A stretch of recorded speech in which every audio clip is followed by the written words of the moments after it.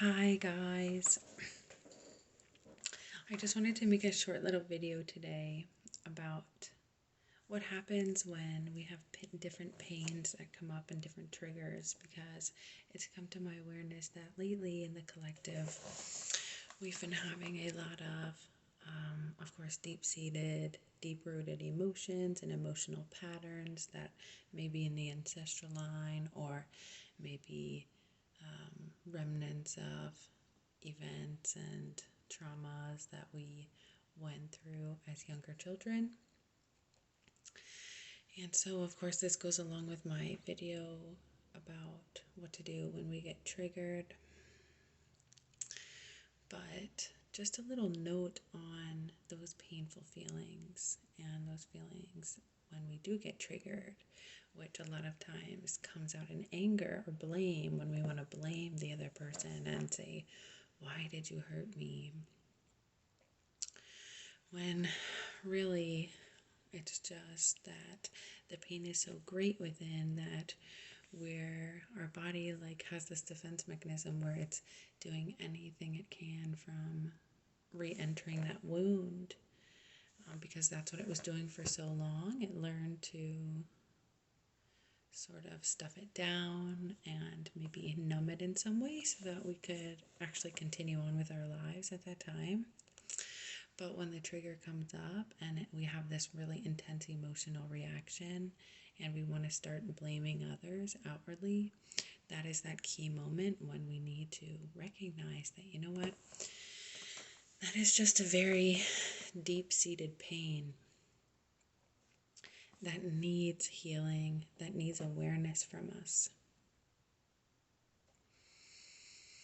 And though it will do everything in its power to try to evade our consciousness, because the pain sometimes is so great, in those times it's time to buckle down and just simply open up to that emotion.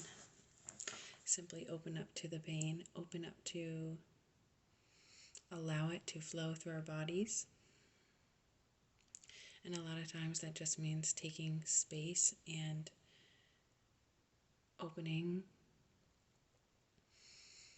and just simply maybe touching the places on our body gently where you feel that pain is stuck, or breathing into those areas and just asking, please just show me what I need to see. I am gently and compassionately opening to feel whatever I need to feel here.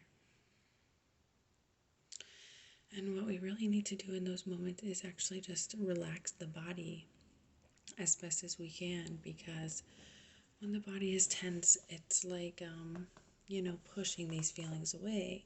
So when we open up the body and we just consciously relax the body, we're allowing these emotions to flow. We're allowing these emotions to flow through the body, to gain awareness of the emotion so that we can stop running from it, this pain. And that's what really needs to happen. So actually, when we invite that pain in to be felt, when we invite that pain in with love, with care, and with compassion for our own experience, we are transcending that pain by treating it with love, by simply feeling it and having awareness of it. And a lot of times it is quite painful. You might have a good cry. You might moan and scream and just make sounds. I personally like to write in a journal just because it's moving the energy in some way. Whatever you really feel called to do, it's a completely intuitive process, truly. But that pain, once again, is coming up for healing. And what does healing really mean? It means returning into wholeness. And what does returning into wholeness mean? It means not pushing things into the shadows anymore. It means facing even the deepest and darkest parts of ourselves that we may have shunned for quite a long time. It means bringing those aspects of ourselves that felt separate from love back into the arms of eternal grace and wholeness and healing. So, we are the creator consciousness. I am this I am, which really means that God consciousness is you and I.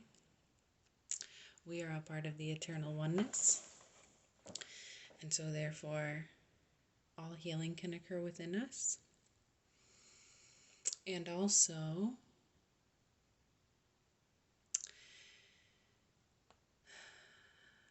even the separation, even the pain, even the darkness, that is the oneness as well, simply manifesting in that way.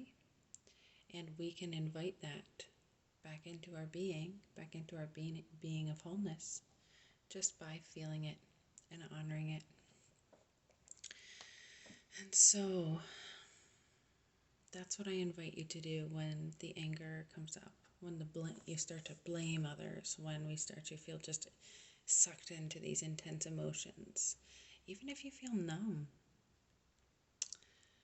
really take time to slow down and get into the feminine mode of being, which is just simply sitting and feeling. We have had a severe lack of simply feeling.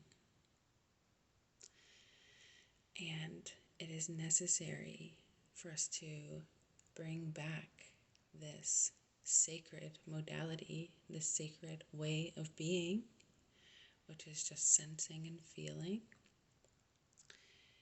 in order to reunite fully the oneness consciousness back into this time and space on earth. So guys, as much as you might want to run away or continue blaming the outside world or ignoring those feelings, it's time to be brave, and it's time to have compassion with our journey and have compassion with our experience and really just feel and be that divine love that you always wanted, and be that divine love now as you invite those hurt and sad and separate aspects of yourself back into oneness, back into itself, by being present for those feelings and those experiences to take place within you. You are an aspect of God's source consciousness, as am I, as are we all. And all of the experiences that we go through and that we choose in life are a part of the eternal oneness, whether we judge them to be good or not with our egoic minds. When we transcend that egoic mind and recognize that all things are occurring for our positive soul evolution and our positive evolution into organic intelligence and back to our true nature of connection with Source. When we're aware of that all things are happening for us, and we always have a higher consciousness guiding us,